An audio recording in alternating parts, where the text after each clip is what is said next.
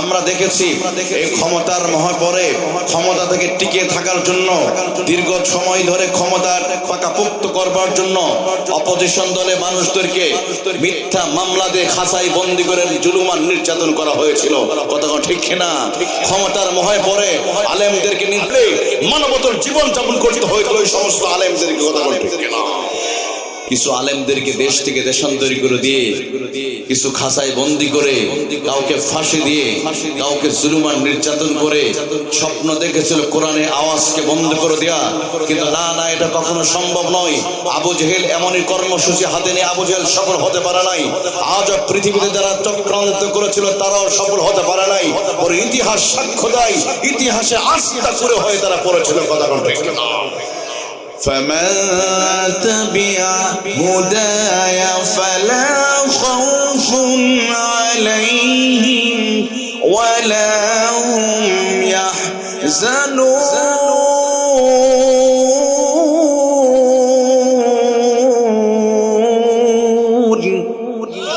আল্লাহ রাব্বুল আলামিন বলেন, কুরআনুল কারীমের একটি নাম হলো হুদা। এই কুরআনুল কারীম, এই হুদা নামক কিতাব থেকে মানুষ যদি হেদায়েত নেয়, যদি বিচার করে, ওই সমাজের মধ্যে কোনো রাহাজানি থাকবে, কোনো চুরি থাকবে না, কোনো ধর্ষণ থাকবে না। এই জন্য কুরআনুল কারীম আমাদের মানার দরকার আছে না নাই? আরো জোরে বলেন। আমার প্রিয় ভাইয়েরা, এই জন্য কোরআন দিয়ে রাষ্ট্র চালানোর জন্য কখনো কোনো ব্যানারে কোরআন প্রতিষ্ঠার যদি আন্দোলন, যদি ডাক আসে, ওই ডাকে আমরা সাড়া দিব। কথা বলেন ঠিক কিনা? সম্মানিত প্রিয় বন্ধুগণ, প্রিয় ভাই সব, আমরা মাহফিল আসতে পেরে খুশি না বেজার? একটু জোরে বলতে হবে। খুশি হয়েছেন আপনারা? শয়তানের খুব কষ্ট হচ্ছে, শয়তান চায় না মানুষ কোরআন শুনুক। মানুষ কোরআন শুনলেই মানুষ পরিবর্তন হয়ে যায়। এই জন্য সহ্য হয় না ইবলিসদের। তো ইবলিসের কলিজায় রক্তক্ষরণ করে আপনারা এখানে বসেছেন, প্রাথমিকভাবে আপনাদেরকে স্যালুট করছি। আমি ধন্যবাদ জানাচ্ছি যে এই ফিতনার মুহূর্তে লেফ তোষক ইস্তাদলসা জি বাংলা যাত্রী না হয়, যে মহান মানিব আমাদেরকে এক জান্নাতি বাগানের মেহমান হিসেবে কবুলে মঞ্জুর করেছে, সে আল্লাহর জন্য শুকরিয়া আদায় করতে হবে না প্রিয় ভাইরা? আমি তো মনে করি শুকরিয়া আদায় না করলে চলে না, চলবে না, চলছে না, চলতেও পারে না। কারণ যেমনই জনপদে হাজার হাজার মানুষের মধ্যে থেকে আপনাকে এখানে এনেছেন, দেখেন মানুষ কত কাজে ইচ্ছাকৃত করছে, তাই না? কিন্তু আল্লাহ আপনাকে এখানে এনেছেন, মাহফিলের পাশে ঘুরতেছে। আচ্ছা, আবু জাহেলের বাড়ি আর নবীজির বাড়ি খুব কাছাকাছি, তাই না? হাদিস সাহেবদের মুখে তো শুনেছেন আপনারা, নবীজির বাড়ি আবু জাহেলের বাড়ি একদম কাছাকাছি।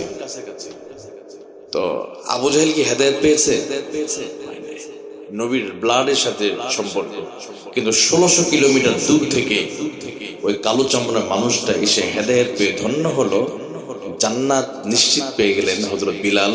কিন্তু রক্তের মানুষটা হেদায়েত। ঠিক তেমনি মাহফিলের নিকটে অনেকের বাড়ি হবে, অনেকে এখানে পান খাবে, আপনার পেঁয়াজি খাবে, কিন্তু মাহফিলে বসার সুযোগটা, তার মানে কি আল্লাহ যার কবুল করবে, আল্লাহর রহমত যার দিকে আছে সেই এখানে বসতে পারবে। এই জন্য আপনারা অনেক বড় ভাগ্যবান যে আপনারা এখানে বসতে পেরেছেন, আলহামদুলিল্লাহ। তবে যারা বসতে পারে নাই তাদের জন্য আমাদের দোয়া আছে না নাই? তারাও আমাদের কলিজার ভাই, আমরা দোয়া করি তারাও যেন খুব দ্রুত মাহফিলে বসতে পারে। বলুন আমিন। তো আমরা শেষ পর্যন্ত থাকবো তো ইনশাল্লাহ। আচ্ছা দেখি কে কে থাকবেন না, দুই হাত উঁচু করুন, কে কে থাকবেন না। তার মানে কিছুটা এলাট আছে, অনেক মাহফিলে সবাই হাত উঠে, বক্তার সাথে হাত উঠে, বোঝা গেল যে আপনাদের স্পিরিট আছে, আলহামদুলিল্লাহ বলেন। শেষ সময় থাকবেন তো ইনশাল্লাহ। শুরুতেই বলি, কথা বলার যোগ্যতা আমার মোটেও নেই, কারণ এটা এমন একটি কিতাব, এই কিতাবের গভীরতা, এই কিতাবের বিশ্লেষণ করার মতো অ্যাবিলিটি, ক্ষমতা আমার নেই। আমি উদাহরণটা এভাবে দিই, সাহারা মরুভূমিতে কি পরিমাণ বালি আছে, বিজ্ঞান কোনোদিন এটা বের করতে পারবে? অ্যামাজন জঙ্গলে কি পরিমাণ গাছ আছে, বিজ্ঞান গণনা করে বের করবে? সুন্দরবনে কি পরিমাণ গাছ আছে, বা তো গণনা প্রতি বছরে হয়, কি পরিমাণ গাছ আছে বিজ্ঞান এটাও বের করতে পারবে। প্রশান্ত মহাসাগরে কি পরিমাণ পানি আছে, মানুষ কোনোদিন বের করতে পারবে? আটলান্টিক মহাসাগরে কি পরিমাণ পানি আছে, মানুষ এটাও বের করবে। কারণ আটলান্টিক মহাসাগরের গভীরতম জায়গার নাম হলো পয়টো রিকো, 32,000 ফিট গভীরতা। হয়তো একদিন বিজ্ঞান এটা বের করবে, কিন্তু বিজ্ঞান কোনোদিন পারবে না কোরআনুল কারীমের গভীরতা বিশ্লেষণ আলোচনা শেষ করতে। কারণ স্বয়ং আল্লাহ নিজেই কোরআনে বলেছে, নাফিদাত কালিমাতুল্লাহ, তোমরা যদি গোটা পৃথিবীর গাছগুলো কেটে কলম বানাও, সমস্ত সমুদ্রের পানিগুলো এক জায়গায় একত্রিত করে গাছ নামক কলম দিয়ে, সমুদ্রের পানি নামক কালি দিয়া আমার আল্লাহর কালামুল্লাহ শরীফ যদি বিশ্লেষণ করা শুরু করে দাও, গাছগুলো শেষ হবে, সমুদ্রের পানি শেষ হয়ে যাবে, কিন্তু সেই কিতাবের বিশ্লেষণ করা শেষ হবে। সুতরাং সেই কিতাব থেকে কথা বলার সাহস আমার না। যদি আপনি একটু দোয়া করে দেন, আমি কিছু সময় কথা বলতে পারবো। আপনারা দোয়া করে দিবেন তো ইনশাল্লাহ? আর আমি যেহেতু আলোচনা করার যোগ্যতা নাই, এই জন্য আমাকে রেখে চলে যাবেন, থাকবেন তো ইনশাল্লাহ? এই জন্য মাঝে মাঝে একটু আমার সাথে একটু কথা বলতে হবে। কষ্ট হবে? আচ্ছা, আপনার একটু বলি, আপনাদের কি মর্যাদা একটু বলে দিই আমি, কারণ বিজ্ঞানের সাথে উদাহরণ দিলে আরো ভালো লাগবে আপনাদের। 1969 সালে অ্যাপোলো যানে চড়ে চাঁদ বিজয় করেছিল নীল আর্মস্ট্রং। তার মানে বিজ্ঞানের অগ্রগতির সর্বোচ্চ চন্দ্র বিজয়, তাই না? কিন্তু আপনারা জানেন, আপনাদের মর্যাদা এতটাই আল্লাহর কাছে বেশি, এই কোরআনের মাহফিলে বসে যদি একবার যদি জবান থেকে যদি সুবহানাল্লাহ, আল্লাহু আকবার, আলহামদুলিল্লাহ যদি বলতে পারেন, আপনার এই মুখের এই আওয়াজ প্রথম আসমান, দ্বিতীয় আসমান, তৃতীয় আসমান, চতুর্থ আসমান, পঞ্চম আসমান, ষষ্ঠ আসমান, সপ্তম আসমান, সিদরাতুল মুনতাহা পাড়ি দিয়ে তাহাররাকা লাহুল আরশ, আল্লাহর আরশ আজিমে আপনার মুখের আওয়াজ আল্লাহ পৌঁছায় দেবে। তাহলে বিজ্ঞান জয় করেছে চন্দ্র পর্যন্ত, আর আপনারা এই হরিণা কুণ্ড এই মাহফিলে বসে আওয়াজ দিবেন, যাবে কোথায়? আল্লাহর আরশ আজিমে। সুতরাং আপনাদের সম্মান আল্লাহর কাছে সব চাইতে বেশি। সুবহানাল্লাহ। এই জন্য যে আল্লাহ আমাদের এনেছে, সে আল্লাহর শুকরিয়া আদায় করতে হবে, তাই না? চলুন না প্রিয় ভাইরা, সে মহান মনিবের আল্লাহর শেখানো ভাষায় আমরা শুকরিয়া আদায় করে বলছি আলহামদুলিল্লাহ। লাখো করে দরুদ ও সালাতু সালাম বর্ষিত হোক নবী মুহাম্মদ রাসূলুল্লাহ সাল্লাল্লাহু আলাইহি ওয়াসাল্লামের উপরে। সকলে বলছি সাল্লাল্লাহু আলাইহি ওয়াসাল্লাম। এখন তো প্রিয় বন্ধুগণ, আমি কোরআনুল কারীমের মোট সূরা হলো 135টি সূরা। কয়টা সূরা? কয়টা? আমি ভুল বলছি, একটু আপনারা ঠিক করে দিবেন তো, তাই না? মোট সূরা কয়টা হবে? 114টা। মাশাআল্লাহ। এটা যে তাফসীর লিখেছেন, কিছুটা তাফসীর তো হক আদায় করতে হবে, তাই না? কোরআনুল কারীম মোট সূরা হলো 114টি। কয়টা? 114টি সূরার ভিতরে আমি সিরিয়াল নাম্বার 102 নম্বর সূরা, সূরাতুত তাকাসুর। কোরআনুল কারীমের সিরিয়ালের দিক দিয়ে 102 নম্বর, একদম শেষের দিকে একটা সূরা। এই সূরাতে মোট আয়াত আছে 8টি আয়াতে কারিমা, একটি রুকু। এই সূরাটা নিয়ে আজকে আলোচনা হবে, যদি আল্লাহ তৌফিক দান করে। ওমা তৌফিক ইল্লা বিল্লাহ। এর আগে বলতে চাই যে কিতাব থেকে আলোচনা হবে, কিতাবে কোনো ভুল আছে? কোনো সন্দেহ? একটা ভুল আছে তোমার, একটা পিছনে ভাইয়ের একটা ভুল আছে নাকি? একটু কথা বলতে হবে, কষ্ট হচ্ছে নাকি? না ঘর থেকে আসার সময় ভাবিরা বলছে না খবরদার মাহফিলে গিয়ে কোনো কথা বলতে পারবো না, কারণ এতদিন তো দেশে ক্ষমতা মহিলাদের হাতে ছিল নাকি? এরকম কোন 44 ধারা জারি আছে নাকি আমাদের মা বোনদের? আমি তো শুনেছি এখানে মহিলাদের সংখ্যা নাকি বেশি। আলহামদুলিল্লাহ বলেন, ডবলের বেশি না? আল্লাহু আকবার। আমাদের মা বোনেরা সব দিক দিয়ে এগিয়ে আছে, আলহামদুলিল্লাহ। তো সম্মানিত প্রিয় ভাইরা, আমরা এই কিতাব থেকে আলোচনা হবে, যেহেতু কিতাবে কোনো ভুল নেই, কোনো সন্দেহ নেই। আমার নবীজি 1500 বছর আগে যখন পৃথিবীতে তাশরীফ আনলেন, পৃথিবীতে মানুষ ছিল, মনুষ্যত্ব বোধ ছিল না। মানুষ ছিল, মানুষগুলো যেন হাইয়ন জানোয়ারে পরিণত হয়েছিল। সেই অভিশপ্ত মানুষদেরকে আমার নবীজি পরিবর্তন করেছেন। কোন পুলিশ, র্যাব, বিজিবি, সেনাবাহিনী দিয়ে নয়। নবীর অস্ত্র ছিল একটা, সেটার নাম কি? আরো জোরে বলতে হবে, আরো জোরে বলতে হবে, সেটার নাম কি? আমার নবীদের অস্ত্র ছিল একটাই, এটা হলো সেই 30 পারা কোরআন। আলহামদুলিল্লাহ বলেন। সেই কিতাব থেকে আজকে আলোচনা হবে। এখানে যতক্ষণ বসবেন ততক্ষণ লাভ, আলহামদুলিল্লাহ, লস নাই। আমরা সর্বোচ্চ অল্প সময় দেব, কিন্তু এই সময় যতক্ষণ বসবো ততক্ষণ লাভ দিবে কে? কিন্তু দুনিয়ার গান শুনবেন, ফেসবুক তো সারা জীবনই শোনা হয়। আমরা সব সময় তো ফেসবুকে গান শুনি সবকিছু, কিন্তু আমরা কি আল্লাহর জন্য একটু সময় দিতে পারবো না? দেখেন, যারা গান তৈরি করছে ওরা বলে না তোমরা গান শোনো, গান শুনলেই 100% লাভ। একটা গানই তো তৈরি করে ফেলছে 100% লাভ। আছেন এরকম? লাভ না লস হবে? লস হবে। কিন্তু কোরআনে মাহফিলে বসলে 100% লাভ। এটা মোল্লার কথা নয়, আল্লাহর কথা। কার কথা? আরো জোরে বলেন। কোরআনে মাহফিলে বসে লাভ না লস? আচ্ছা, এটা যদি আমি না বলি, স্বয়ং আল্লাহ যদি বলে আরো সুন্দর না? আল্লাহর ভাষায় কোরআনে আল্লাহ নিজে বলছেন, وذكر فإن الذكرى تنفع المؤمنين।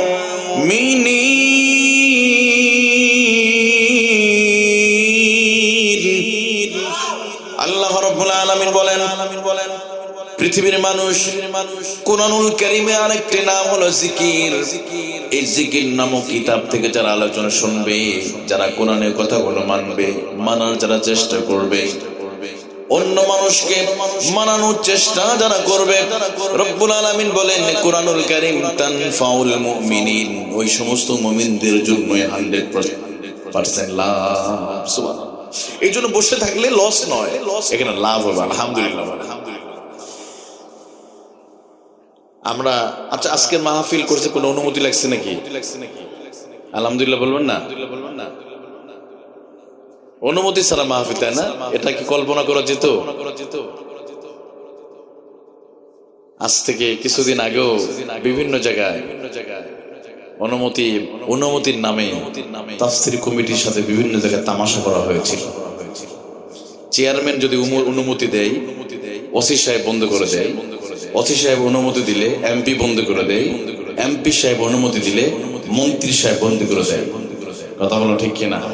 এমনকি তৌহিদি জনতা মাহফিলের ব্যানার, পোস্টার, স্টেজ সব সাজানোর পরও চতুর্দিকে তৌহিদি জনতা কোরআনের কথা শুনবার জন্য, কোরআনের পাখির সামনে যখন কোরআন শোনার জন্য যখন এগিয়ে আসে, হঠাৎ করে পূর্ব ঘোষিত কোনো ঘোষণা না দিয়ে কোরআনের মাহফিলগুলো ভেঙ্গে তছনছ করে দেওয়া হতো। কথা বলো ঠিক কিনা? এমন তামাশা চলেছে দীর্ঘদিন এই জাতির সাথে। কথা বলেন। তবে আজকে আপনারা মাহফিল শুনছেন, কারো কাছে যেতে হয় না। এমন জায়গা আছে অনুমতি নিতে গিয়ে জুতার তলা বন্ধ হয়ে যায়।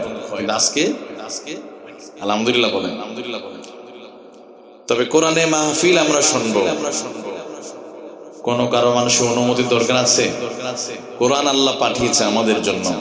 কোরআন তো সবার কথা বলে, কোরআন কারো বিরুদ্ধে নয়। কোরআন গোটা পৃথিবীর মানুষের জন্য আল্লাহ নাযিল, শুধু মুসলমানদের জন্য নয়, গোটা পৃথিবীর সমস্ত মানুষ, হিন্দু, বৌদ্ধ, খ্রিস্টান, যত ধর্ম আছে সমস্ত মানুষদের কল্যাণের কথা কিতাবের মধ্যে আছে। আমার প্রিয় ভাইরা, আল্লাহ রাব্বুল আলামিন এই কোরআনুল কারীম तमाम পৃথিবীর মানুষের জন্য আল্লাহ তাআলা নাযিল করে দিয়ে বলেন হুদাল্লিন নাস হুদাল্লিল মুত্তাকিন। तमाम পৃথিবীর সমস্ত মানুষের হেদায়েতের চাবিকাঠি আল্লাহ তাআলা এই কিতাবের মধ্যে দিয়েছে। আলহামদুলিল্লাহ বলেন। কিন্তু সেই কিতাব আমরা অনেকে চিনি না। এই কিতাবের সাথে আমাদের সম্পর্ক না হওয়ার কারণে সমাজের মধ্যে হত্যা, রাহাজানি খুব বেড়ে গিয়েছিল। আমরা স্বাধীনতার পর থেকে আজকে দিন পর্যন্ত দীর্ঘ 53 বছর কোরআনুল কারীমকে বাইপাস করে নিজেদের তৈরি করা আইন দিয়ে আমরা আমাদের সোনার বাংলাদেশ চালিয়েছি। গত 52 বছর 53 বছর আমাদের আইন দিয়ে রাষ্ট্র চালার পরে বাংলাদেশ থেকে কি হত্যা, রাহাজানি কি বন্ধ হয়ে গেছে? হয় নাই। এমনকি নারী নির্যাতন বন্ধ হয় নাই, ধর্ষণ বন্ধ হয় নাই, চুরি বন্ধ হয় নাই, হত্যা, রাহাজানি বন্ধ হয় নাই। নারীরাও ক্ষমতা ছিল দীর্ঘ 32 বছর। নারীরা ক্ষমতায় ছিল। স্বরাষ্ট্রমন্ত্রী মহিলা, শিক্ষামন্ত্রী মহিলা, পররাষ্ট্রমন্ত্রী মহিলা, প্রধানমন্ত্রী মহিলা, গৃহপালিত একজন ছিলেন তিনিও মহিলা, জেলখানায় ছিলেন তিনিও মহিলা। সব জায়গায় মহিলা থাকার পরও 32 বছর মহিলা রাষ্ট্র চালার পরেও এই দেশের নারীদেরকে তারা নিরাপত্তা দিতে পারে না, ধর্ষণ এখনো বন্ধ হয় নাই। তবে কোরআনুল কারীম আমাদেরকে বলে দেয় 52 বছর লাগবে না, বেশি নয়। কোরআনুল কারীম যদি এই পার্লামেন্টে নিয়ে কোরআনের বিধান দিয়ে যদি রাষ্ট্র পরিচালনা করা হয়, আমার আল্লাহ বলে কোরআন রাষ্ট্র চালাতে গেলে বেশি দিন লাগবে না, 52 বছর লাগবে না, 52 মিনিটের ভিতরে ধর্ষণ আর চুরি বন্ধ হয়ে যাবে। فمن تبع هداي فلا خوف عليهم ولا هم يحزنون।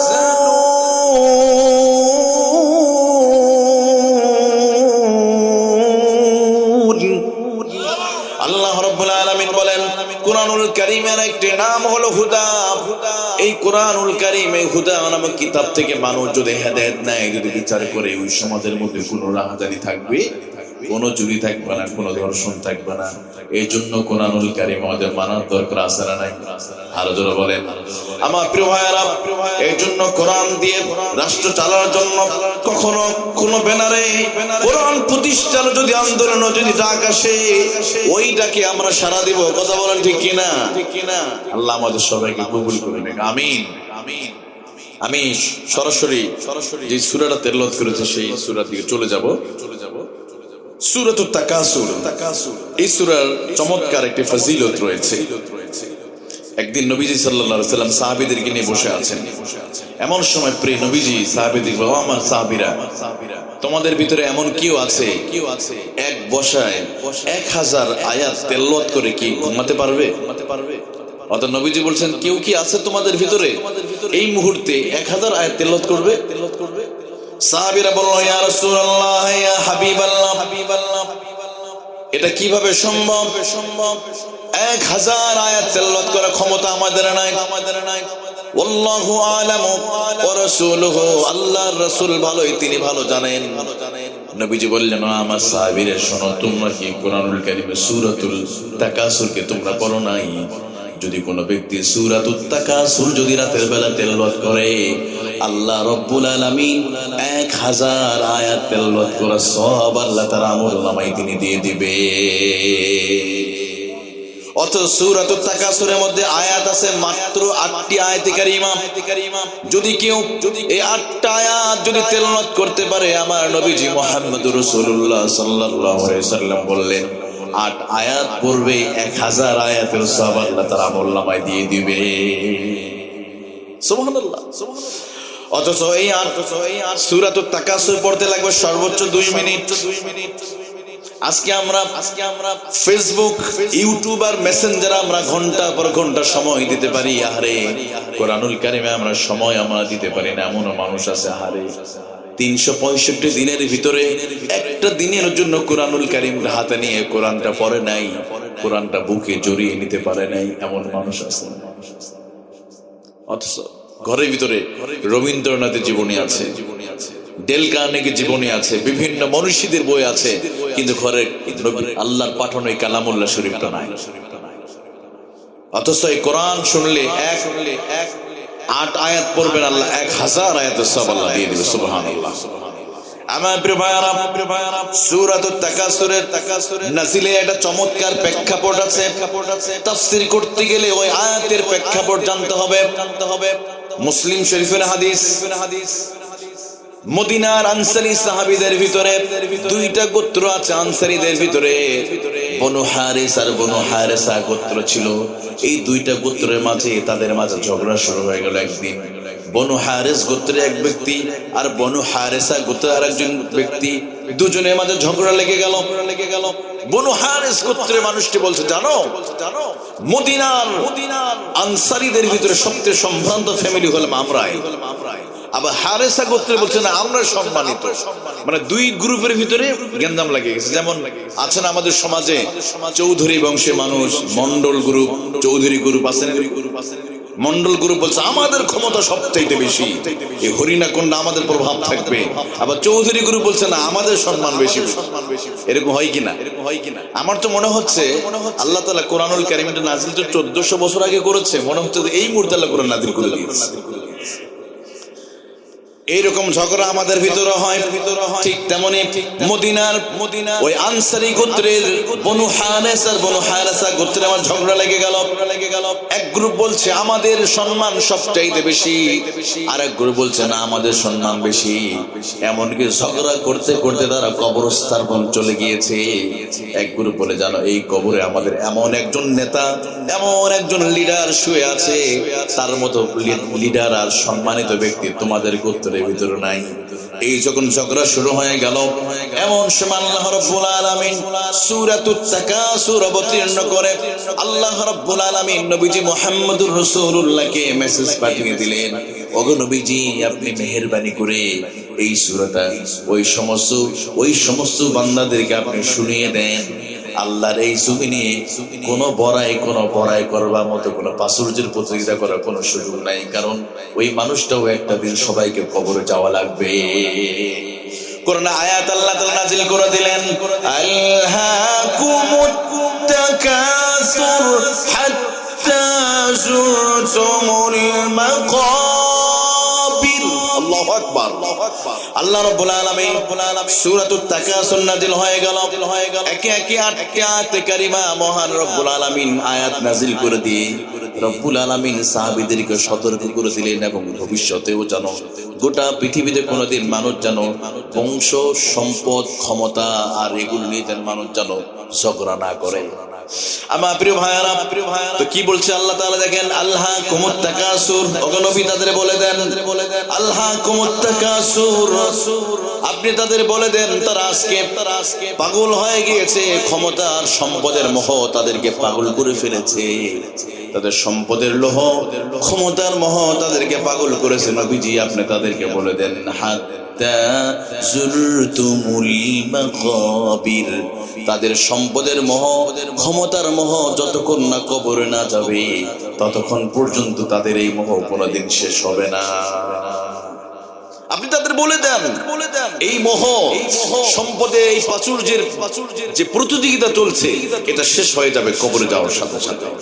এখনো আমাদের মাঝে আসে না এটা মানুষের ভিতরে, গোটা পৃথিবীতে দুইটা প্রতিযোগিতা মানুষের ভিতরে, একটা হলো ক্ষমতার মোহ আর একটা কি সম্পদের মোহ। সম্পদ অর্জনের প্রতিযোগিতা, ক্ষমতা অর্জনের প্রতিযোগিতা, যেভাবে হোক আমাকে ক্ষমতা থাকতে হবে, আসে না নাই? এই ক্ষমতার জন্য মানুষ পাগল হয়ে যায়, কখনো কখনো এই ক্ষমতার মোহে পড়ে নিজের ক্ষমতাকে পাকাপোক্ত করতে গিয়া কখনো কখনো মানুষ উল্টা পাল্টা বক্তব্য দেয়। কথা বলেন ঠিক কিনা? এক সময় তো বলা হতো যদি আমরা টিকে যাই, আমাদের ভিশন আর মিশন হলো ভিশন 2021, 21 সাল পর্যন্ত থাকবো। 21-এ টিকে গেল, তখন বলা হলো আমরা 42 সাল পর্যন্ত। কথা কয় না? এগুলো হলো ক্ষমতার মোহ। এই সূরা আমার তো মনে হচ্ছে আল্লাহ রাব্বুল আলামিন এই দৃশ্য দেখে দেখে মনে হয় আমাদেরকে নাজিল করে দিচ্ছে। আল্লাহ রাব্বুল আলামিন বলে, ওগো নবীজি আপনি তাদেরকে বলে দেন, ওই সাহাবীদের মাধ্যমে বলে দেন, গোটা পৃথিবীর মানুষ যেন জেনে যায় সম্পদের মোহ ক্ষমতার মোহ যতক্ষণ না কবরে না যাবে এই মোহ কোনোদিন শেষ হবে না।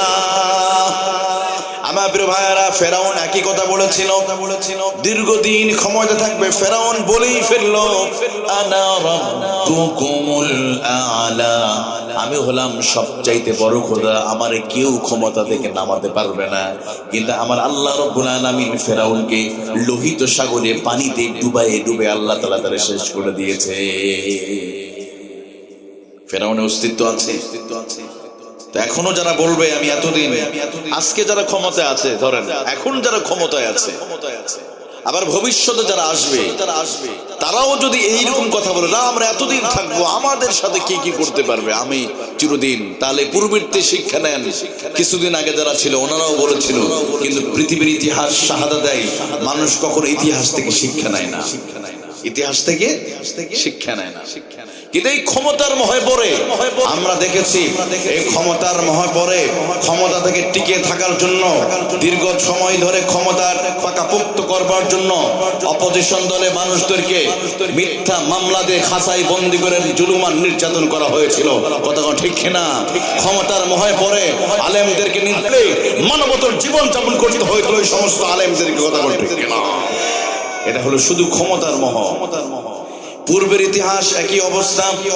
আবু জেহেল ক্ষমতার মোহের মধ্যে পড়ে সে চেয়েছিল মুহাম্মদুর রাসূলুল্লাহ সাল্লাল্লাহু আলাইহি ওয়াসাল্লাম তার দিন যদি প্রতিষ্ঠিত হয়ে যায়, আমাদের বাপ দাদা ধর্মের কোনো দাম থাকবে না। এই জন্য আবু জেহেল চেয়েছিল খবরদার মুহাম্মদকে দুনিয়া থেকে শেষ করে দাও, মুহাম্মদকে শেষ করে দিলেই আমরা চিরদিন ক্ষমতায় থাকবো। কিন্তু পেরেছে আবু জেহেল থাকতে পারছে?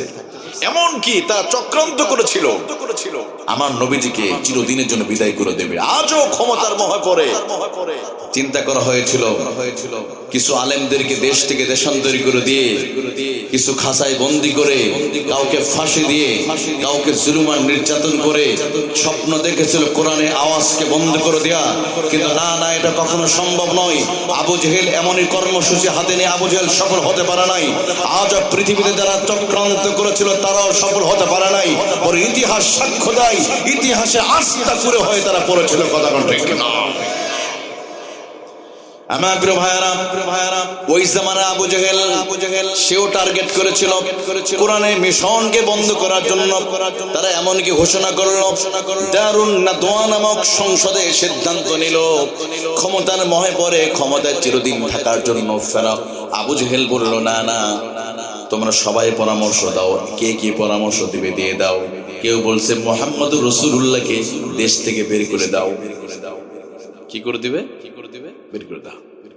আবু জেহেল পছন্দ হলো না, ওইটার বের করে দিলে ওই যেই দেশে যাবে ওই দেশে মানুষ মুসলমান হয়ে আবার মদিনা মক্কা আক্রমণ করবে, মানে বের হতেও দিবে না।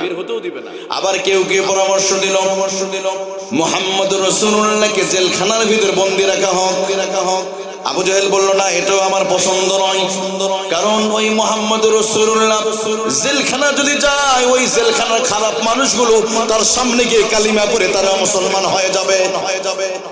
অতএব না, এটা আমার পছন্দ হলো না। এমন সময় ইবলিস মানুষের সুরত ধারণ করে এবার ইবলিস এসে বলল, ও আবু জেহেল, শোনো, তোমাদের পরামর্শগুলো আমি শুনেছিলাম, কিন্তু ওগুলো আমারও পছন্দ হয় নাই। তবে একটা কাজ করতে পারো, মুহাম্মদুর রাসূলুল্লাহকে যদি চিরদিনের জন্য যদি হত্যা করে দিতে পারো, তাহলে তোমার ক্ষমতা পাকাপোক্ত চিরদিন থাকতে পারবে। এই বিচারটা, এই রায়টা কার? শয়তানের রায়। কিন্তু এটা চেয়েছিল, কিন্তু সফল হয় নাই। আল্লাহ কোরআনে সূরা আনফালে 30 নম্বর আয়াত আল্লাহ বলছেন, ইয ইয়ামকুরু বিকাল্লাযীনা কাফারু লিয়ুসবিতুকা আও ইয়াকতুলুকা আও ইউখরিজুক ওয়া ইয়ামকুরুনা ওয়া ইয়ামকুরুল্লাহ ওয়াল্লাহু খায়রুল মাকিরিন। আল্লাহ রাব্বুল আলামিন বলে, ওগো নবীজি, আল্লাহ তাআলা নবীজিকে স্কাইপের মাধ্যমে জানিয়ে দিলেন, নবী আমার, আপনি স্মরণ রাখেন ওই সময়ের কথা। ওই শয়তানেরা চক্রান্ত ষড়যন্ত্র করেছিল আপনার বিরুদ্ধে। তারা চেয়েছিল দেশ থেকে দেশান্তরী করে দেবে, অথবা জেলখানায় বন্দী করে রাখবে, অথবা আপনাকে হত্যা করে ফেলবে। কিন্তু আমিও কৌশল করলাম, তারাও কৌশল করলাম, আমিও কৌশল করলাম, আপনাকে মৃত্যুর হাত থেকে বাঁচিয়ে দিয়া মদিনা নামক রাষ্ট্রের প্রেসিডেন্ট বানিয়ে আমি সম্মানিত করে দিলাম। সুবহানাল্লাহ।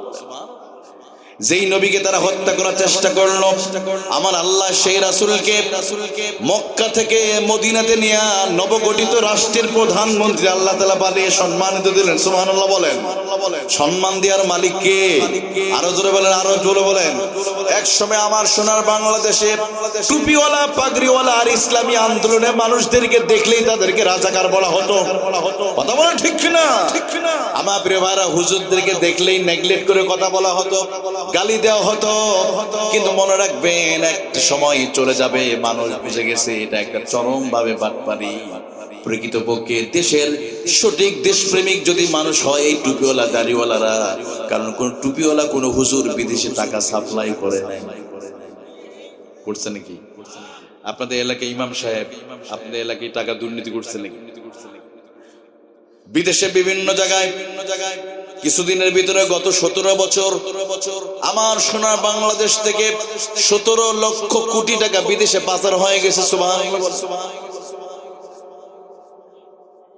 17 লক্ষ, মাত্র 17 লক্ষ কোটি টাকা। এর মধ্যে একজন হুজুর আছে মনে হয়, টুপিওয়ালা। হ্যাঁ, দরবেশ থাকতে পারে, উনি হুজুর না কিন্তু। দরবেশ, ওনার মুখে দাড়ি, কিন্তু উনি তো টুপিওয়ালা না, আলেম নয়। আবার সুযোগ পেয়ে আবার দাড়ি কেটেও পালায়। কিন্তু আল্লাহ বলে, ফাইনা তাযহাবুন, পালাবি কোথায়? পালানো জায়গাও কোরআনে আল্লাহ বলছে, কোথায় পালাবেন আপনি? এই আকাশ, বিস্তীর্ণ আকাশ, বিস্তীর্ণ জমিনের মালিক কে? যেখানে যাবেন সেখানে আরেকজন আলেম বিদ্বেষী ছিল, হুজুরদেরকে দেখলেই গালি দিতেন। বিচারপতি কালো একটা মানিক, চেহারাটাও কালো। এটা মাইন্ড করে না যারা কালো মানুষ, আবার এই লোকটা মানে কুৎসিত টাইপের, মানে আলেমদেরকে দেখলে হুজুরদেরকে গালি দিত। মানে টুপিওয়ালা দেখলে ওনাকে একদিন সালাম দেয় নাই আদালত চত্বরে, এই জন্য ওনার চাকরি চলে গেছে। কতটা অহংকারী হলে সালাম দেয় নাই ওনার কলিগ, ওনার দলের মানুষে ধরেন, সালাম দেয় এই জন্য চাকরি চলে গেছে। আজকে কোথায় তোমার রাস্তায় ওই বিচারপতি মানিক ভারতে পালানোর সময় উনি ময়লা আবর্জনা কলাপাতার উপর শুয়ে আছেন, দেখেছেন আপনারা? তো সম্মান দেওয়ার মালিক কে? আমি এটাই বলছিলাম, যে আলেম ওলামা টুপিওয়ালা পাগড়িওয়ালাদেরকে দেখে দেখে গালি দেওয়া হতো, মিথ্যা মামলা দেওয়া হতো, হুজুর দেখলেই রাজাকার বলা হতো। সময়ের পরিবর্তনের মানুষ সত্যটা আজকে জেনে গিয়েছে, কথাক্ষণ ঠিক কিনা? এই জন্য আল্লাহ রাব্বুল আলামিনের সম্মানের মালিক তো আমি আল্লাহ, সুবহানাল্লাহ বলেন। তো ইজ্জু মা তাশা ওয়া তুযিল্লু মা তাশা বিয়াদিকাল খায়র।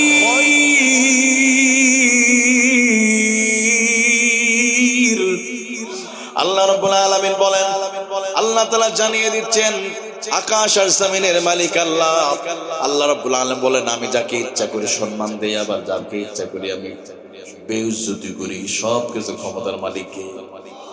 এই জন্য মনে রাখবেন, আজ থেকে 100 বছর আগে অনেক আলেমদেরকে হত্যা করা হয়েছিল। যেমন একজন উদাহরণ আপনাদেরকে দেই, মিশরে উনি একটা তাফসীর লিখেছিলেন, তাফসীর ফি জিলালিল কোরআন। সৈয়দ কুতুব রহমাতুল্লাহ আলাইকে জেলখানার ভিতরে ফাঁসি দেয়া হলো। কিন্তু কালের বিবর্তনের সময়ের সাথে সাথে আজও যদি মিশরে চলে যান, ওই মিশরে মানুষ সৈয়দ কুতুবের কথা শুনলে মানুষ দোয়া করে। আর খলিফা মানসুর যিনি রায় দিয়েছিলেন, ওই খলিফা মানসুরের জন্য মানুষ এখন ঘৃণা করে। ঠিক তেমনই এই বাংলার জমিনে মানুষগুলো একটা দিন, আজ থেকে 20 থেকে 30 বছর পরে বাংলার ইতিহাস লেখা হবে। এই বাংলার যুবকরা আজ থেকে 30 বছর পরে যখন শুনবে অমুক আল্লামাকে, যিনি গোটা বাংলাদেশে তাফসীর করেছিলেন, বিশ্বনন্দিত মুফাসসিরে কোরআন সহ যে সমস্ত আলেমরা কোরআনের কথা বলেছে, কোরআনের স্বপ্ন দেখেছিল, তাদেরকে যারা মিথ্যা মামলা দিয়েছিল, ইতিহাস লেখা হয়ে যাবে কোন আলেম কোন সময় মারা গিয়েছে।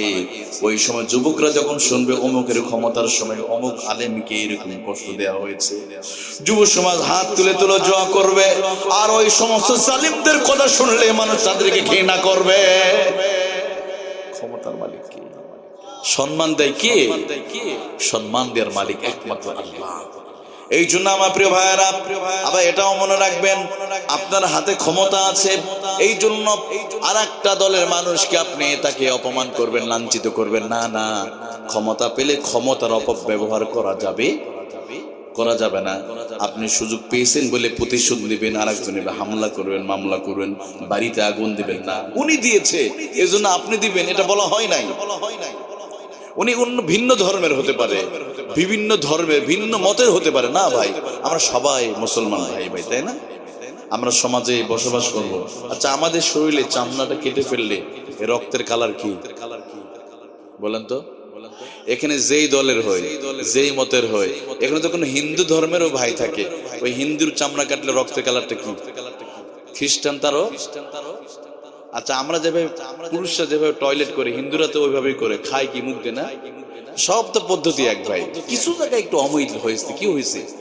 এই জন্য সমাজে আমাদের মতের ভিন্নতা থাকতে পারে, কিন্তু এই নিয়ে কখনো কোনো মানুষকে হুমকি দেওয়া, গালি দেওয়া, কাউকে ছোট করা, কাউকে বকা দেয়া, উপহাস করা যাবে না? করা যাবে না। ইসলাম এটা অনুমতি দেয় না। সে ভিন্ন মতের হতে পারে, হয়তো সে এখন পরিস্থিতি শিকার, তাকেও আপনাকে সম্মান দিতে হবে। সবচেয়ে বড় তো ওই ব্যক্তি যে ক্ষমতা পাওয়ার পর ক্ষমতাকে কন্ট্রোল করতে পারে। আমার বিরুদ্ধে আমি বলছিলাম, আপনাদের মনে আছে কিনা, ক্ষমতার মোহ, সম্পদের মোহ আর ক্ষমতার মোহ। আমার আল্লাহ বলেন, নবীজি তাদের বলে দেন, ক্ষমতার মোহ, সম্পদের মোহ তাদেরকে পাগল করে ফেলেছে। তবে হ্যাঁ, হাত্তা যুরতুমুল মাকাবির, যতক্ষণ না কবরে না চলে যাবে ততক্ষণ পর্যন্ত তাদের এই মোহ শেষ হবে না। সম্পদের মোহ তাদেরকে পাগল করে ফেলেছে। একদিন নবীজি সাল্লাল্লাহু আলাইহি ওয়াসাল্লামের সামনে একজন সাহাবী চলে গেলেন।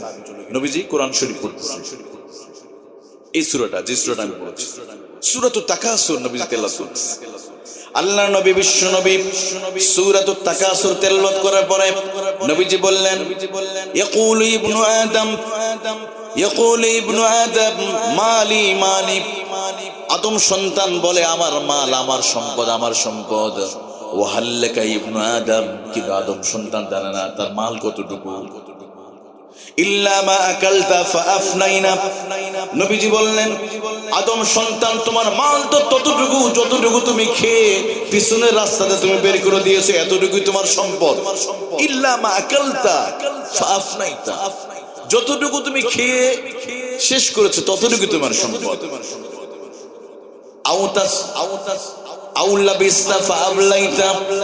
আদম সন্তান যতটুকু পরিধান করে শেষ করে ফেলেছে ততটুকুই তার সম্পদ। একইভাবে আদম সন্তান যতটুকু সম্পদ তুমি আল্লাহর জন্য ব্যয় করেছো ততটুকুই হলো তোমার সম্পদ। তার মানে হলো নবীজি বললেন সম্পদের প্রতিযোগিতা করে কোনো লাভ নাই। তোমার সম্পদ কিসের সম্পদ? এ সম্পদ তো তোমার সম্পদ নয়। এ সম্পদ যতটুকু তুমি পরিধান করেছো ততটুকু তোমার সম্পদ, যতটুকু তুমি খেয়ে ফেলেছো ততটুকু সম্পদ, যতটুকু তুমি দান করেছো ততটুকু তোমার সম্পদ। অতএব সম্পদ নিয়ে কখনো বড়াই করা যাবে। আর যারা বড়াই করবে, সম্পদের লোভ যাদের আছে, আমার আল্লাহ বললেন এই কবরে মাটি যতক্ষণ না খেয়ে ফেলবে ততক্ষণ এই লোভ শেষ হবে। এজন্য দেখবেন সমাজের কিছু মানুষ আছে এত কিপটাম করে হিসাবি, মানে খুবই হিসাব না, আমার আগামী বছর আরেকটা জমি কিনতে হবে, আরেকটা বাড়ি করতে হবে। কুষ্টিয়া শহরে বাড়ি আছে, সে স্বপ্ন দেখে আমার যদি ঢাকা শহরে একটা বাড়ি হতো, তাই না? এখন যার বাড়ি ঢাকা শহরে আছে সে স্বপ্ন, আহারে আমার যদি ঢাকা গুলশান বনানী একটা ফ্ল্যাট, আমার কিছুই লাগবে না। মানে আমাদের লোভ শেষ হয় না। গুলশান বনানীতে যার বাড়ি আছে সে স্বপ্ন দেখে আমার বাড়ি যদি আমেরিকাতে যদি থাকে, আর দুবাইতে আমেরিকাতে যার বাড়ি আছে সে স্বপ্ন, ইসরে আমার যদি দুবাই সিটিতে যদি একটা বাড়িতে, আমার আর কিছু দরকার নাই। যার সাইকেল আছে সে স্বপ্ন দেখে পাশে একটা হুন্ডা চলে গেল R15, আমার যদি R15 থাকে। এখন যার R15 আছে সে ভাবতেছে তার চোখের সামনে দিয়ে আরেকজন আপনার এক্স করোলা নিয়ে গেল, একটা প্রাইভেট কার। এখন R15 ওয়ালা এক্স করোলা দেখি, আমার যদি একটা প্রাইভেট কার থাকতো, আমার কিছুই দরকার না। কত ভাব নিতাম, কত সেলফি উঠাতাম। এখন যে মানুষটা প্রাইভেট কার আছে সে হঠাৎ করে কোনো একদিন জানালা খুলে আকাশের দিকে তাকিয়ে দেখে একটা বিমান যাচ্ছে, একটা হেলিকপ্টার। আহারে আমার যদি মজনু সাহেবের মতো, কুষ্টিয়ার মজনু সাহেবের মতো আমার যদি একটা হেলিকপ্টার থাকে। আল্লাহ বলেন বান্দা তোমার এই আশা হাত্তা যুরতুমুল মাকাবির, যতক্ষণ না পর্যন্ত কবরে না যাবে এই স্বপ্ন শেষ হবে না। আমাদের সবার প্রত্যেকটা মানুষের ভিতরে এই সম্পদের লোভ, ক্ষমতার লোভ আমাদেরকে পাগল করে ফেলেছে। আজকে কিসের সম্পদের মোহ, কিসের ক্ষমতার মোহ? আপনি এই মুহূর্তে মরে যান, আপনার এক পয়সা দাম থাকবে না। সমাজে এক সময় আপনাকে সালাম না দিলে আপনার বিপদ হয়ে যেত।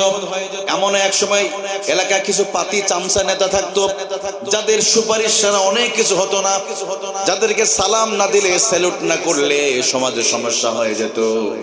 ওই নেতাও যদি মারা যায় তখন তার নামটা কি হবে? লাশ। তখন বলবে স্যালুট করবে, সালাম বলবে, দিবে না, স্যালুটও করবে না। কারণ বললো অমুকের লাশ। এখন আর ওই নেতাকে কেউ সালাম দিবে না। এই জন্য আমার প্রিয় ভাইয়েরা, চেহারা নিয়ে, সম্পদ নিয়ে, এই জন্য তিনটা জিনিস নিয়ে কখনো বড়াই করতে নাই, তিনটা জিনিস নিয়ে কখনো অহংকার করা যাবে না। একটা হলো সম্পদ, আর একটা হলো ক্ষমতা, আর একটা হলো চেহারা। এই তিনটা জিনিস কয়টা? আপনার চেহারা এখন ভালো আছে, একটা দিন থাকবে না। আজকে ভালো আছে, সুন্দর চেহারা, একটা দিন থাকবে না।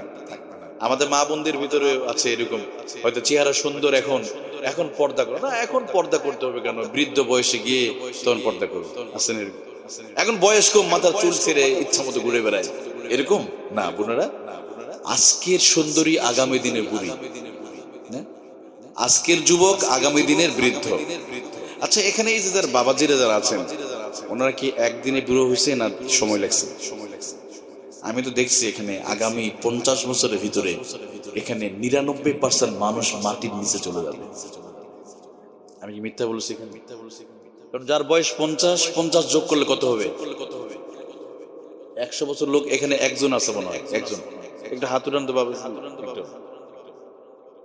একজন নাই। তাহলে কল্পনা করেন আমার বাবাজিরা, একটু খেয়াল করেন, একটু আপনাদের ভিন্ন ভাবে একটু বুঝাই। কত জীবনের টাকা হিসাব করি, এই হিসাবটা কেন করি না? একটু মাঝে মাঝে হিসাব করবেন আমার মা বোনেরা, আপনারাও খেয়াল করেন। এখন আপনার বয়স 30 বছর, এখন আপনার বয়স 40, আগামী 40 বছর পর আপনার বয়স হয়ে যাবে 80 বছর। তার মানে কি 80 বছর মানে কবরে চলে গেছেন? নাই। আমি তো মনে করি এখানে আজকে যারা মাহফিলে যারা আছে, আমি আছি, আপনারা যারা আছে, আমরা আগামী 40 বছর পরে এখানে 99% মানুষ আমরা কবরে চলে যাব। আহারে, কত মানুষের কাফনে কাপড় এসে গেছে, কত মানুষের কবরস্থান, কবর রেডি হয়ে আছে, কত মানুষের জন্য খাটিয়া নামক গাড়িটা রেডি হয়ে আছে। মসজিদে যে খাটিয়াটা আমার প্রিয় ভাইয়ারা, এই খাটিয়া রেডি হয়ে আছে, ওই খাটিয়াতে উঠতেই হবে একটা দিন, যেখানে থাকেন না কেন উঠাই লাগবে ওই খাটিয়ার উপরে। এই জন্য এখন বয়স 30 বছর না, আমি আরো পরে ইবাদত করব না, এই সময় আল্লাহ রাব্বুল আলামিন দিবে না। কারণ আগামী 40 বছর পরে তো বুড়া হয়ে যাবেন, শরীর উঠতে পারবেন না, চুলগুলো পেকে যাবে। এখন থেকে চুলগুলো কাঁচা আছে, একটা দিন পেকে যাবে, শরীরের চামড়াটা টাইট আছে, একটা দিন ঢিল হয়ে যাবে। আমাদের মা বোনেরা, আপনাদেরকে বলছি, অনেক মা বোনেরা আছে না, আমি পর্দা কেন করতে হবে? অনেক মা বোনেরা বিয়ে বাড়ির অনুষ্ঠানে গেছে, মুখে ঠোঁটে লিপস্টিক দেয়, আসেন দেখ, এটা দিবে স্বামীর সামনে, কিন্তু মার্কেটে যাওয়ার সময়, অন্যের বাড়িতে বিয়ে খাওয়ার জন্য। আবার অনেকে হ্যাঁ দেয়, ভালো দেখ, অসুবিধা না, দেখ। নামাজের সময় হয়ে গেছে, এখন ওযু করলে এটা উঠে যাবে, এই জন্য ওযু করে নামাজও পড়েন। মুখে মেকআপ দিয়েছে, ময়দা টয়দা মাখছে সুন্দর করে, এদিকে তো মাখে না, এদিকে মাখে, মাশাআল্লাহ। বিউটি পার্লার, তবে হ্যাঁ, আমার বোনদেরকে একটা আমি আজকে একটা আমল দিয়ে যাবো, একটা ফ্রি আমার কাছে একটা জিনিস আছে, এই মেকআপটা করলে দুনিয়া আখিরাতে আপনার চেহারা সুন্দর থাকবে। ফ্রিলি এটা নিবেন আপনারা, আপনার দিয়ে যাবো, মা বোনদেরকে দিয়ে যাবেন ইনশাআল্লাহ, কোনো টাকা লাগবে না। মেয়েদের একটা ফেস ওয়াশ কিনতে গেলে 200 টাকা লেগে যায়, আমাদের মা বোনদের একটা কন্ডিশনার কিনতে গেলে 200 টাকা লাগে, কিন্তু আমার কাছে ফ্রি 1 টাকাও লাগবে না। এই মেকআপটা দিলে চেহারা সুন্দর হবে, সুবহানাল্লাহ বলেন। আপনাদেরও দিবেন আপনারা? আমি একটু পরে দিচ্ছি। আমি বোনদেরকে বলে, বোন, আচ্ছা আমাদের মা বোনেরা এখানে অনেকে আছে, 10 জন মেয়ে আছে, মাঝখানে একটা তেলা পোকা ছেড়ে দিলেন, তেলা পোকা, মেয়েরা থাকবে, বলবে মানে 10 হাত লাভ দিয়ে উঠবে, আর টিকটিকি যদি দেখে, ওরে বাপরে, কাপড় নষ্ট করে দৌড়াবে। আগে তো আমাদের মা বোনদের দেখা যায় আসরের পরে একজন গোল, মানে এক পিঠের উপর পিঠে বসে না, সিরিয়াল হবে, উকুন উঠাইতো। এখন এই দৃশ্যগুলো দেখা যায় না, কারণ যেদিন থেকে স্টার জলসা আসছে সেদিন থেকে দৃশ্যগুলো নাই। আগে কাঁথা সেলাই করতো, প্রত্যেক ফোরে ফোরে কত ইতিহাস, কত গল্প, কত কিছু।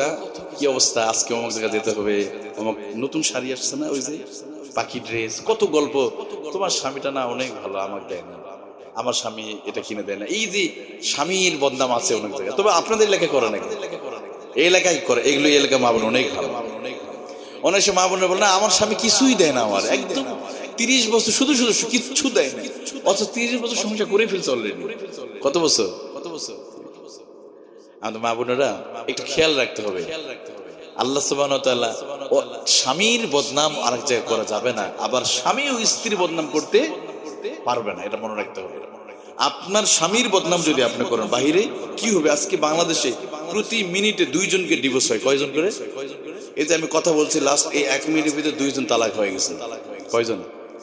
এই তালাক হওয়ার অন্যতম একটি কারণ স্বামী স্ত্রী, মানে একজন আরেকজনের দোষ, মানুষ সম্পর্ক অবনতি, দোষ অন্যের কাছে বলা, মানুষ সুযোগ নাই।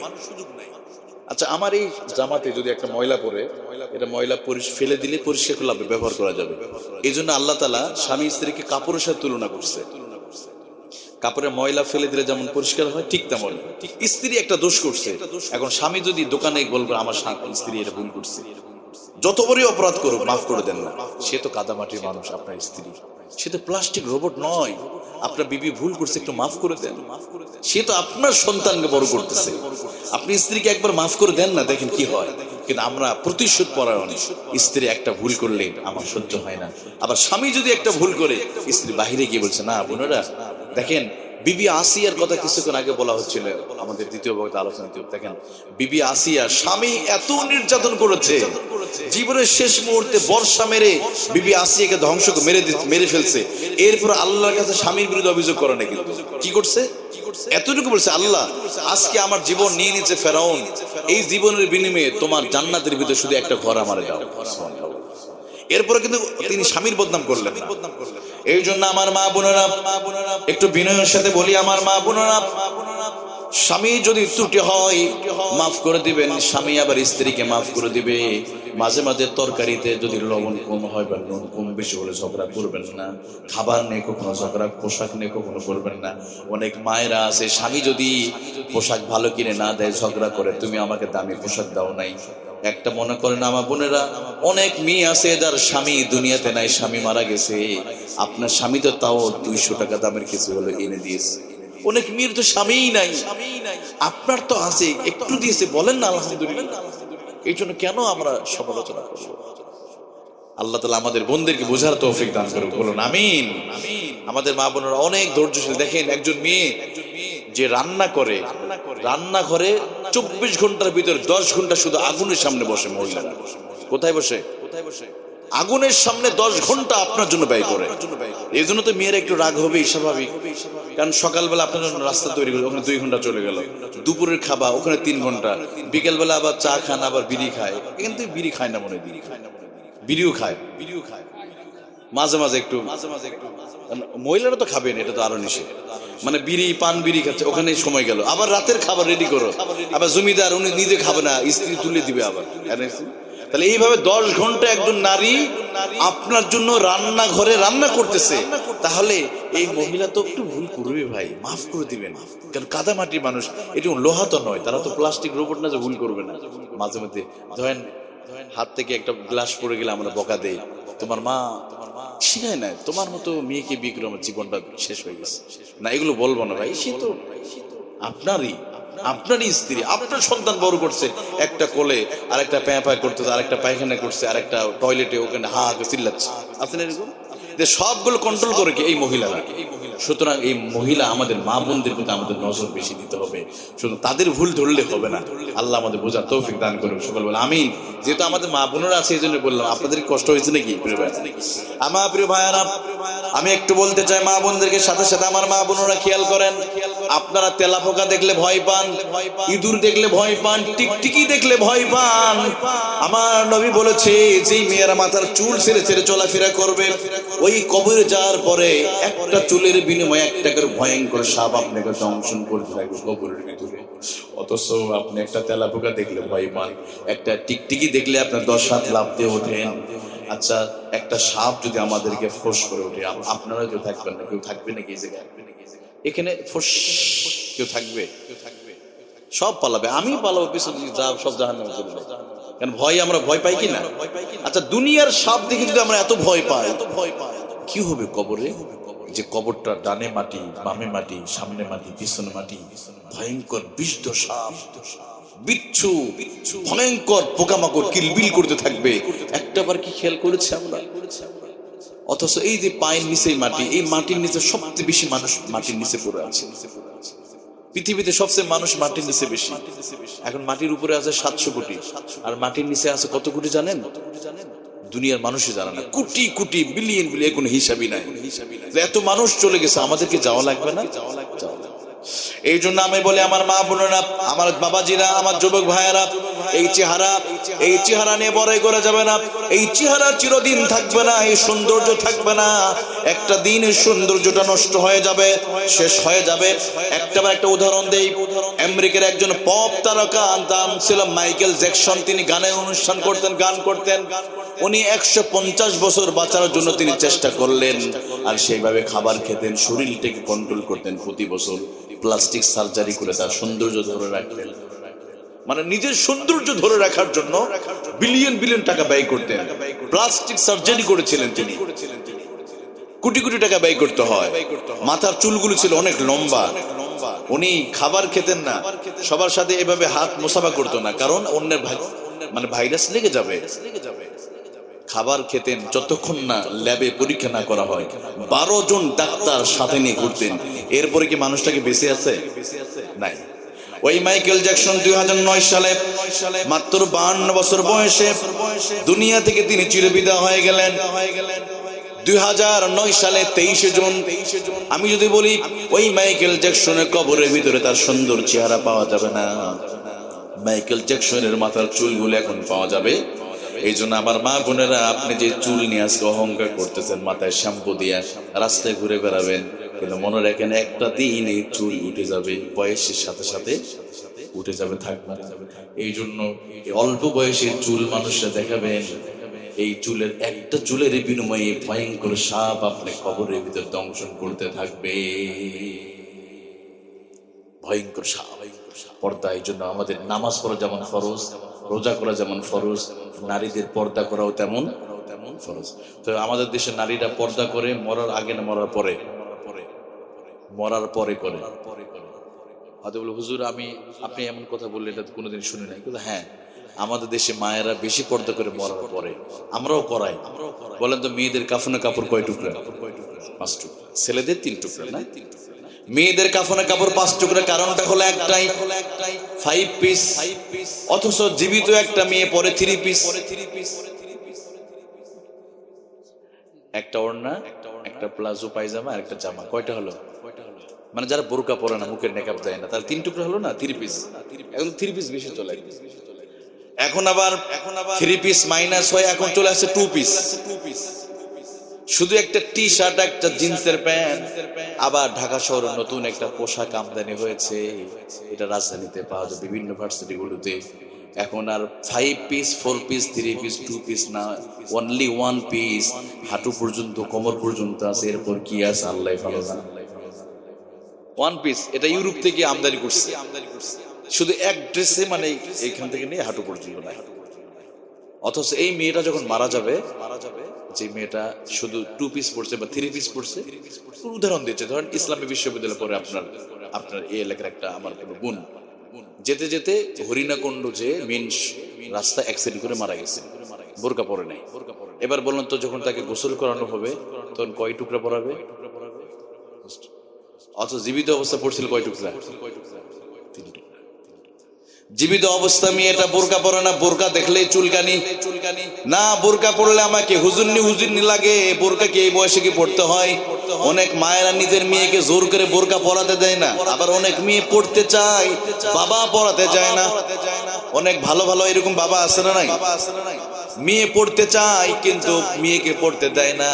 অথচ মেয়েটা রাস্তায় চলে গেল, বোরকা পড়লো না, যখন মারা গেল এবার কাফনে কাপড় দিয়ে ঢেকে দিছে, এমন ভাবে ঢেকে দিল আর কেউ দেখতে পারবে।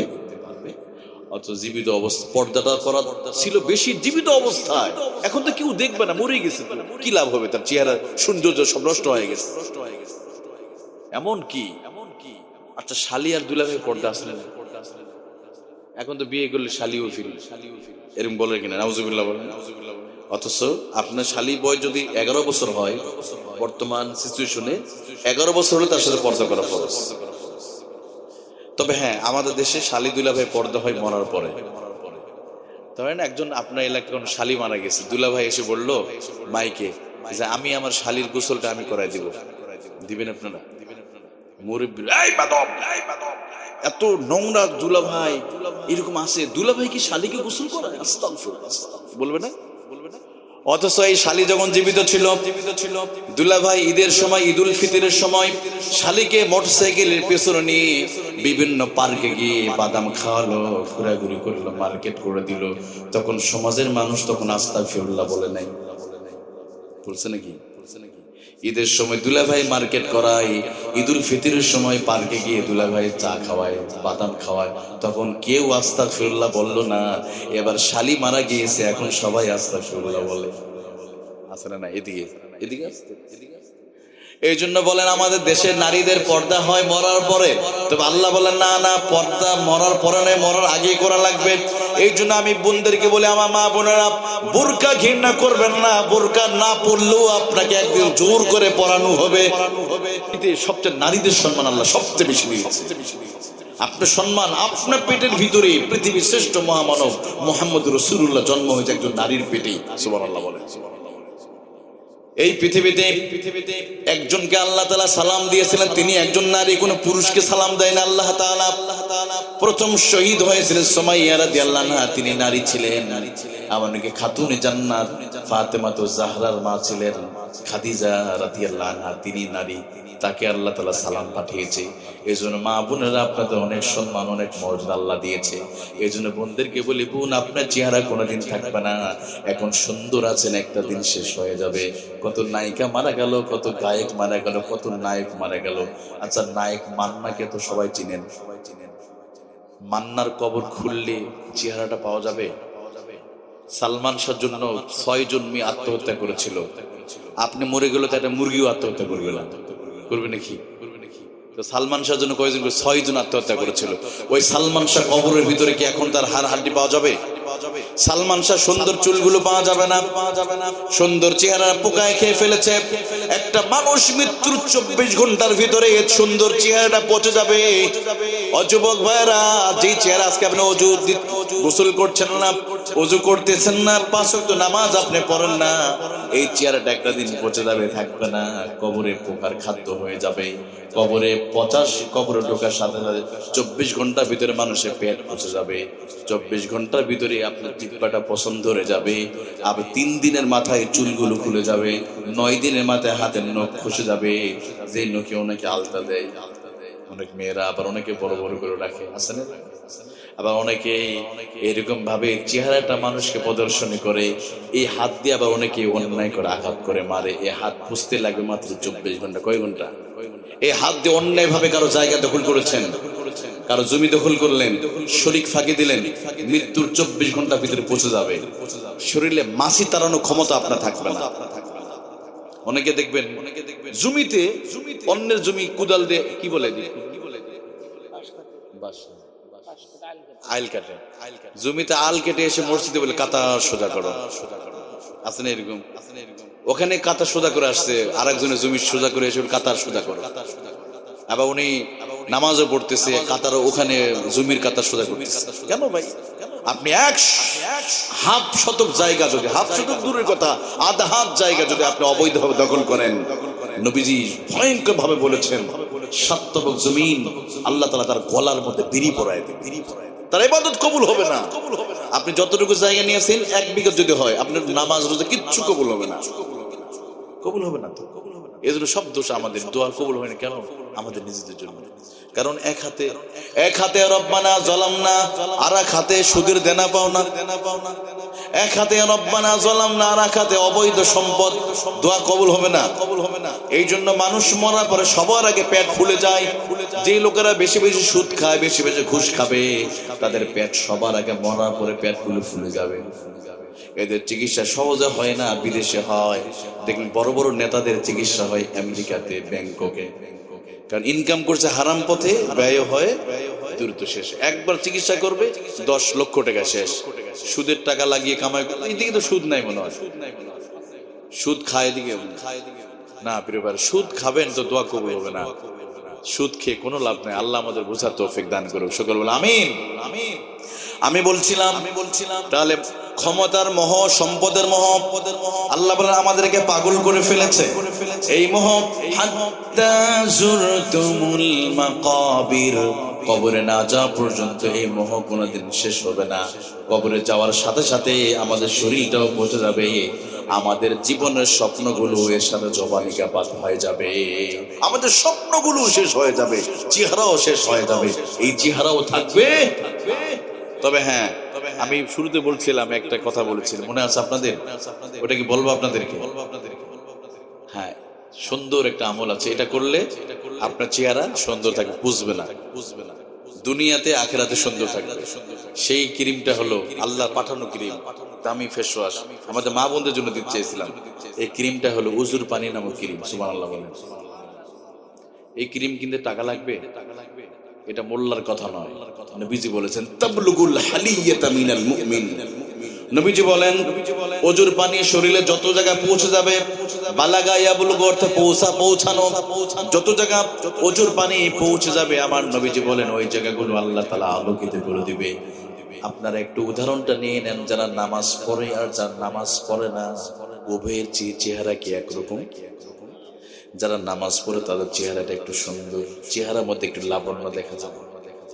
বয়স হয়ে গেল, 5 ওয়াক্ত নামাজ পড়ে, তাহাজ্জুদের নামাজ আদায় করে, চেহারার মধ্যে আল্লাহ তাআলা নূর পয়দা করে দিয়েছে। দেখবেন যেই মেয়েরা 5 ওয়াক্ত নামাজ পড়ে, হাত মোজা পরে, নামাজ মিস করে না, তাহাজ্জুদের নামাজ আদায় করে, আমার ওই সমস্ত মা বোনদেরকে বিউটি পার্লারে যাওয়া লাগে না। আলেম ওলামাদের বউদেরকেও বিউটি পার্লারে যায় না, কারণ তারা অজুর পানি নামক ক্রিমটা মুখে লাগায়।